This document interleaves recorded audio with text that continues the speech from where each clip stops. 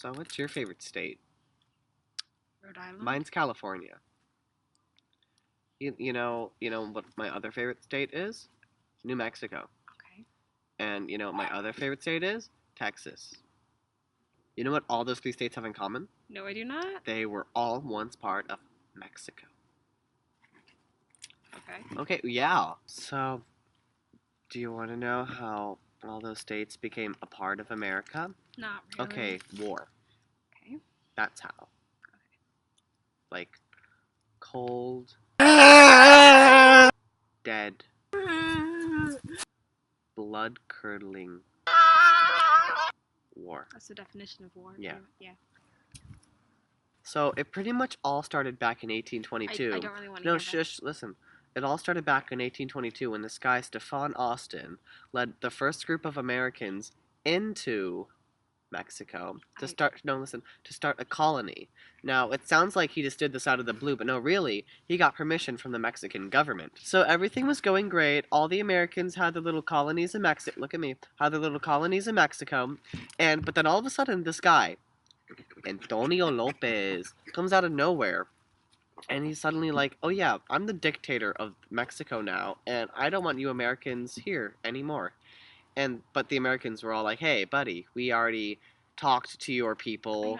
No, listen, it's almost over. We talked to your people. We are allowed to be here." But he was like, "No, no, get out. You don't go here."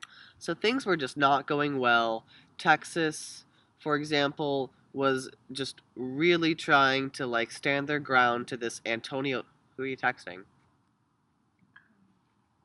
No one? Just a friend of mine. Okay, well listen to me. Can I finish this text? Well, are you almost done with it? Yeah. Okay. So Texas was just really standing their ground. They were like, we're not going to have it. We are our own independent, we are independent of Mexico. We want our own self-run government. So thus began the Texas War of Independence. 1835. It was just war after war after war after bloody war. Typically what happens in a war. Yeah. It was really gruesome. Until finally, Mexico and America finally decided to sit down and have a talk about what they were going to do about this because it was just getting too out of hand. So, Mexico and America agreed that Texas could still be a colony, state, whatever, but the only thing that they couldn't agree on was where the border would be. Mexico wanted the border to be the Nueces River, but the Americans wanted the border of Texas to be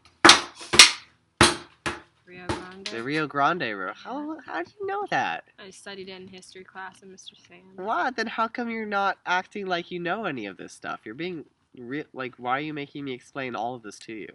I mean, I'll keep going, but it's whatever. If you just want to jump in and say anything. But no? Fine. Okay. Mexico would not give up. We talked about this. It's the Rio Grande. So America finally decided that they would pay Mexico to give them the land. They paid them a whole lot of money. 30, how much? 15 million dollars.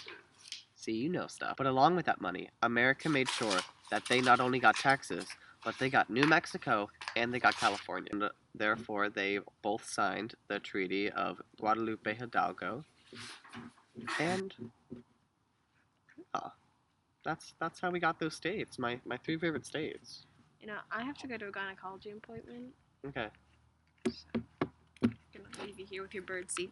Did you know? I didn't know. The first gynecologist